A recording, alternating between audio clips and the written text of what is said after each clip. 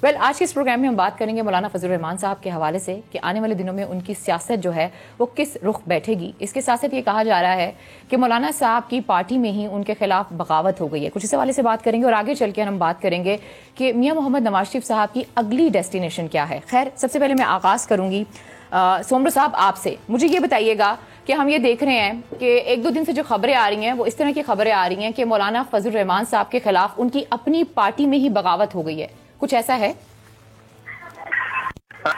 میں سمجھتا ہوں کہ یہ تاثر بالکل غلط ہے کہ پارٹی کے اندر کوئی بغاوت ہے۔ پارٹی الحمدللہ پہلے بھی مضبوط تھی، اب بھی مضبوط ہے۔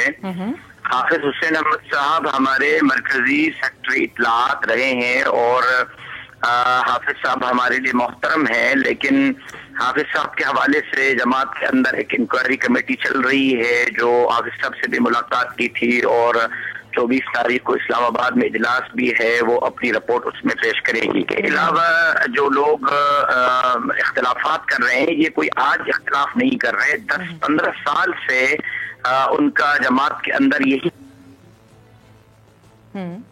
اچھا، دوبارہ کانٹیکٹ کرنے کی کوشش کریں گے ہم سومرو صاحب سے، اور میں آؤں گی حافظ صاحب آپ کی طرف۔ سومرو صاحب اپنی بات تو کمپلیٹ نہیں کر سکے کیونکہ میں نے جو ان سے سوال کیا تھا، میں نے ان سے یہ سوال کیا تھا کہ مولانا صاحب کے خلاف بغاوت ہو رہی ہے، کچھ ایسا ہے؟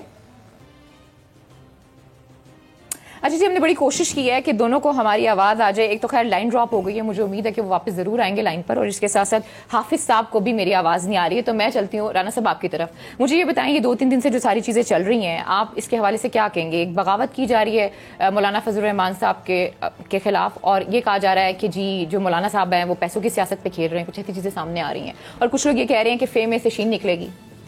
دیکھیں علینا، بات یہ ہے کہ جہاں تک جمعیت علماء اسلام کا تعلق ہے، یہ بات اپنی جگہ حقیقت ہے جو بات ابھی راشد سومرو صاحب کر رہے تھے کہ مولانا فضل الرحمان کی پالیسیوں سے جمعیت علماء اسلام کے کئی سینئر رہنماؤں کو اختلاف ہے۔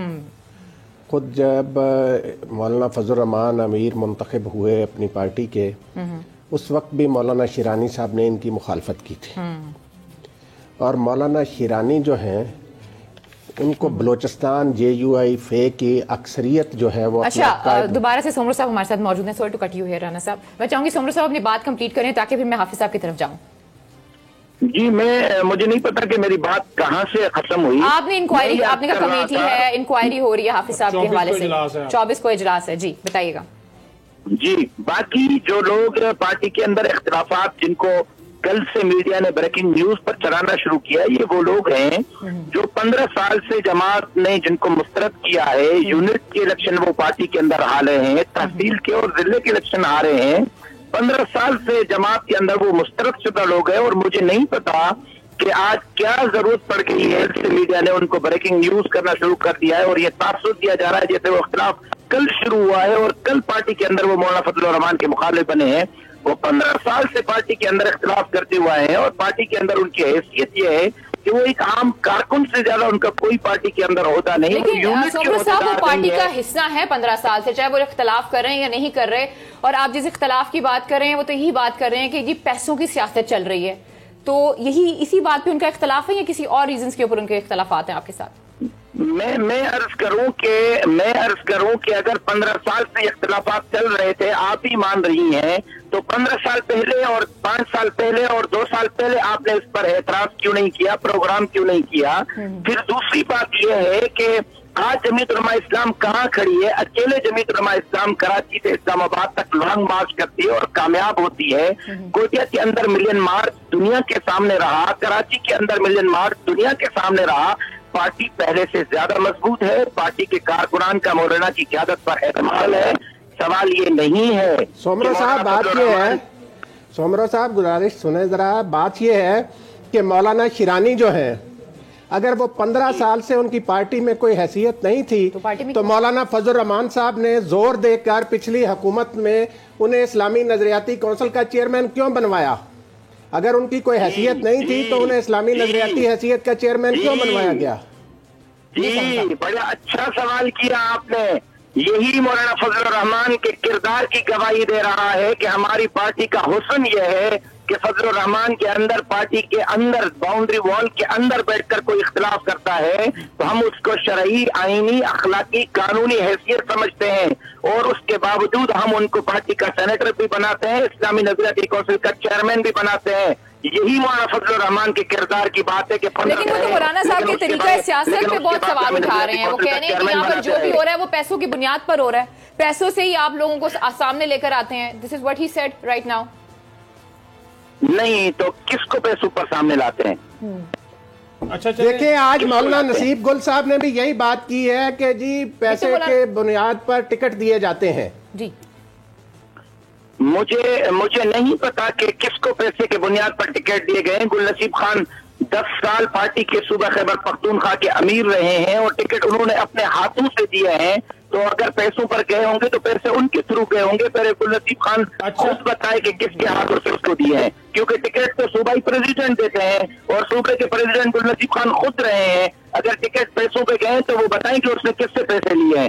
اچھی بات ہے تاکہ ہم اس پر انکوائری کر سکیں کہ وہ صوبے کے تو آپ کو انکوائری کا آغاز کر دینا چاہیے نا، اگر وہ اس طرح کی بات کریں مولانا فضل الرحمان صاحب کے حوالے سے تو آپ کو بالکل انتظار نہیں کرنا چاہیے۔ نہیں، وہ تو مولانا پہ الزام لگا رہے ہیں، وہ یہ کہہ رہے ہیں کہ مولانا صاحب سلیکٹڈ ہیں، وہ عمران خان صاحب کو سلیکٹڈ کہہ رہے ہیں، یہ بھی انہوں نے ایک بہت بڑی بات کر دی۔ سومرو صاحب اس میں میری دو باتیں۔ پہلی بات یہ ہے کہ پارٹی نے 24 تاریخ کو اسلام آباد میں اجلاس طلب کیا ہے، اس کے اندر یہ معاملات زیر غور آئیں گے، پہلی بات۔ دوسری بات یہ ہے کہ ہماری پارٹی کے اندر جو انتخابات کا طریقہ کار ہے، میں چیلنج کرتا ہوں، میں پارٹی کا چیف الیکشن کمشنر رہا ہوں، پچھلا ٹینیور پورا پارٹی کا چیف الیکشن کمشنر میں تھا۔ پاکستان کی کسی سیاسی مذہبی جماعت کے اندر اس طرح پارٹی کی رکنیت اس طرح جو ہے الیکشن نہیں ہوتے ہوں گے جو JUI کے اندر ہوتے ہیں۔ یونٹ سے لے کر مرکز تک انتخابات ہوتے ہیں۔ محمد خان شیرانی، آپ نے سوال کیا تو مجھے پورا کرنے دیں۔ مولانا محمد خان شیرانی صاحب کے بیٹے نے ضلع شیرانی میں انتخابات لیا، اپنے ضلع کے اندر وہ پارٹی الیکشن ہار گئے۔ مولانا محمد خان شیرانی نے خود پریزیڈنٹ بلوچستان کی سیٹ پر الیکشن میں حصہ لیا اور وہ ہار گئے۔ مولانا گل نصیب خان صاحب نے خود کھڑے ہو کر مولانا عطا الرحمان صاحب کا پریزیڈنٹ کے لیے نام پیش کیا ہے۔ اگر سلیکٹڈ تھے تو وہ صوبہ خیبر پختونخوا کے اندر مولانا عطا الرحمان کا نام کیوں پیش کر رہے تھے؟ وہاں اختلاف گل نصیب خان نے کیوں نہیں کیا؟ مرکزی الیکشن کے اندر مولانا محمد خان شیرانی خود موجود رہے اور انہوں نے مولانا فضل الرحمان صاحب کو ان اپوز کیا اور مولانا فضل الرحمان کے مقابلے میں نام پیش نہیں کیا۔ جنرل سیکرٹری کے لیے مولانا محمد خان شیرانی نے پارٹی کے ساتھی حافظ حمداللہ صاحب کا نام پیش کیا، باقاعدہ الیکشن ہوئی، حافظ حمداللہ نے 200 سے زائد ووٹ لیے، عبدالغفور حیدری 700 ووٹ سے پارٹی کے مرکزی سیکرٹری جنرل۔ اچھا، بہت سے لوگ یہ سمجھتے ہیں مولانا صاحب، بہت سے لوگ یہ سمجھتے ہیں کہ اس وقت جو PDM کے پلیٹ فارم سے مولانا فضل الرحمان صاحب ایک بیانیہ لے کر چل رہے ہیں، پارٹی میں بہت سے لوگوں کو اس چیز سے اختلاف ہے اور شاید یہی ایک ریزن ہے کہ اس طرح کی جو چیزیں ہیں وہ سامنے آ رہی ہیں۔ Do you agree with it Soomro صاحب؟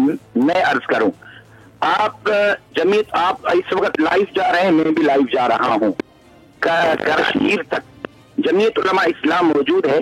کسی یونٹ کے کسی امیر نے مولانا صاحب کی کسی پارٹی پالیسی پر اعتراض کیا ہے تو سامنے لائیں، کسی تحصیل کے امیر نے اعتراض کیا ہے تو سامنے لائیں، کسی ضلع اور صوبے کے امیر نے اعتراض کیا ہے یا شورا کے ممبر نے اعتراض کیا ہے تو سامنے لائیں۔ یونٹ سے لے کر اعتماد غیر متزلزل تھا اور غیر متزلزل ہے اور غیر متزلزل رہے گا۔ وہ مہرے جو مولانا فضل الرحمان صاحب کو کسی صورت پر نیچے نہیں کر سکے، کرپشن کے کیس سے لے کر موت کی دھمکیوں سے لے کر، اب وہ ہمارے پارٹی کے اندر مردہ گھوڑوں کو زندہ کر کے اگر سمجھتے ہیں کہ فضل الرحمان کمزور ہوگا، ان کی خام خیال۔ مردہ گھوڑوں کے ساتھ آپ لوگ مذاکرات بھی کر رہے ہیں، خبریں تو ایسی آ رہی ہیں، جن مردہ گھوڑوں کی آپ بات کر رہے ہیں سومرو صاحب، انہی کے ساتھ آپ لوگ مذاکرات کیوں کر رہے ہیں؟ کچھ ایسی باتیں بھی آ رہی ہیں کہ بیک ڈور مذاکرات چل رہے ہیں۔ اگر یہ مردہ گھوڑے ہیں اور کوئی انہیں زندہ کرنے کی کوشش کر رہا ہے تو مذاکرات کسی سے نہیں چل رہے۔ حافظ حسین احمد صاحب ہمارے محترم تھے، محترم ہیں، پارٹی کے مرکزی سیکرٹری اطلاعات ہیں، صرف ان کے پاس مرکزی کمیٹی گئی ہے، ان سے بات چیت کی ہے، کیا بات ہوئی ہے 24 تاریخ کو مرکزی کمیٹی اس بارے میں یہ تو فرما دینا کہ راشد۔ اچھا، آپ نے انکوائری کمیٹی کی بات کی، کیا الزام ہے حافظ حسین احمد پہ؟ کوئی کرپشن کا الزام ہے؟ کیا ان کو تنظیمی ڈسپلن کی خلاف ورزی کی؟ دوسرا ساتھ یہ فرمایا، آپ نے بولا حافظ حسین احمد صاحب پر کوئی کرپشن کا کیس نہیں، हाफिज हुसैन अहमद साहब पर कोई हमारी पार्टी के किसी आम कारकुन पर भी कोई करप्शन का केस साबित नहीं कर सकता।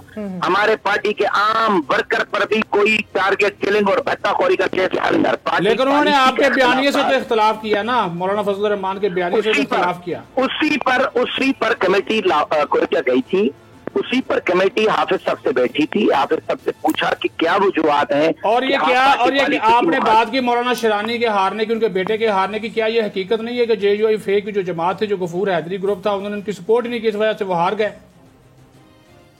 हमारी पार्टी के अंदर कोई किसी को सपोर्ट नहीं करता है, ओपन फोरम होता है, ओपन फोरम के अंदर नाम पेश होते हैं, और वही अगर आप गफूर हैदरी उनको सपोर्ट करते या न करते तो गफूर हैदरी की उन्होंने मरकज में जो है वो मुखालिफत की, फिर उससे क्या हुआ? ये पार्टी का इंटरनल मामला है। मेरा ख्याल है कि पार्टी के अंदर जब सपोर्ट की थी तो उस वक्त तो MNA बन गए थे, मौलाना शेरानी साहब MNA बन गए थे, जब सपोर्ट की थी तो MNA बन गए थे मौलाना शेरानी साहब भाईजान। तो MNA जमीयत उलमा इस्लाम के टिकट पर बने थे या PTI के टिकट पर बने थे? उनको टिकट मौलाना फजलुर रहमान साहब ने नहीं दिया था, मौलाना के दस्तखत से उनको टिकट जारी नहीं हुआ था। जब एक इंसान मौलाना नहीं, राशिद सोमरा साहब मेरी गुजारिश सुने। बात ये है, देखें, ये आपके पार्टी के बिलाशुबा आप खुद कह रहे हैं बड़े मोहतरम रहनुमा हैं सारे।